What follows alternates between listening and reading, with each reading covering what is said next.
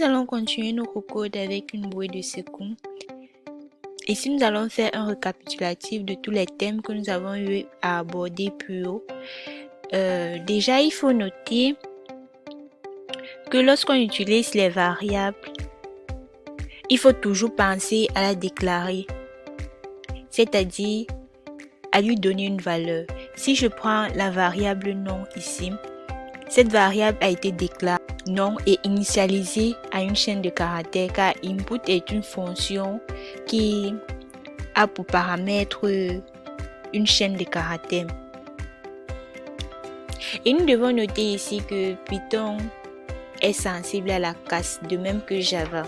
Si je fais par exemple nom avec un N majuscule et que je ne change pas la variable ici, lorsque je vais lancer mon code, ça me demande le nom, je mets n'importe quoi, j'entre l'âge.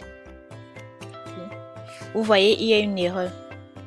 Il y a une erreur à ce niveau et il faut essayer de lire le code. Si on va voir la ligne 15.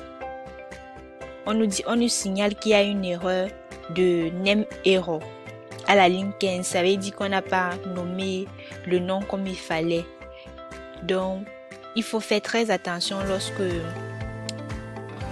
lorsqu'on déclare les variables et qu'on fait appel à ces variables.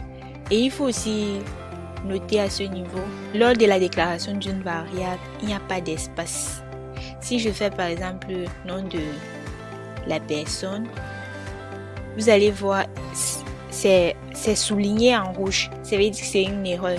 On n'écrit jamais les noms des variables avec les espaces. Au pire, vous pouvez mettre le tiret à ce niveau. Vous voyez, ceci fonctionne normalement. Ce sont ces petites remarques là qu'il faut noter.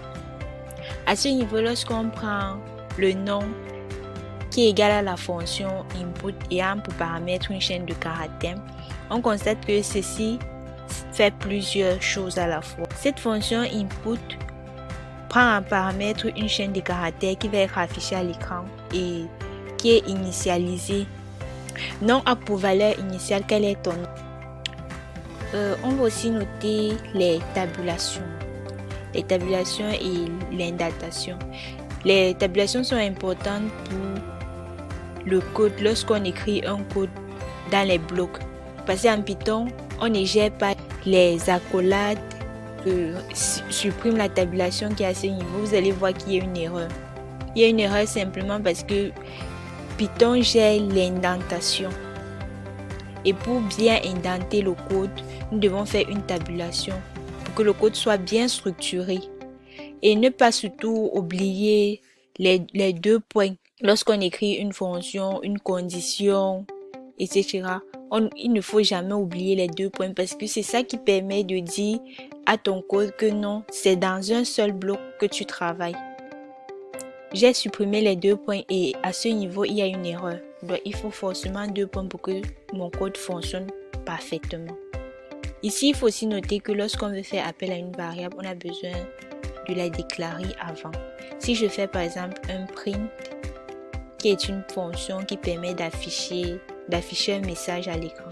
Si je fais un print, vous allez voir qu'il y a une erreur. Cela ne peut pas fonctionner même si je lance mon code. On me dit au niveau de la ligne 6, il y a une erreur de name error niveau parce que le nom n'a pas été déclaré. Je vais supprimer cela et je vais mettre plutôt après la déclaration du nom. Vous voyez que tout fonctionne normalement. Il n'y a pas d'erreur. Si je mets n'importe quoi, ça s'affiche normalement. Il n'y a pas d'erreur.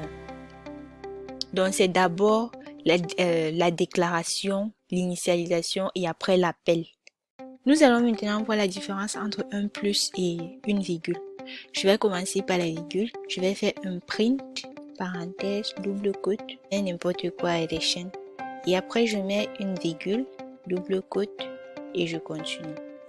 Si je lance mon code à ce niveau, vous allez voir que ça affiche normalement. En fait, cette virgule permet d'entrer plusieurs paramètres dans la fonction print. Et maintenant, si je copie ceci que je mets en bas et je fais à la place de la virgule, je fais plutôt un plus.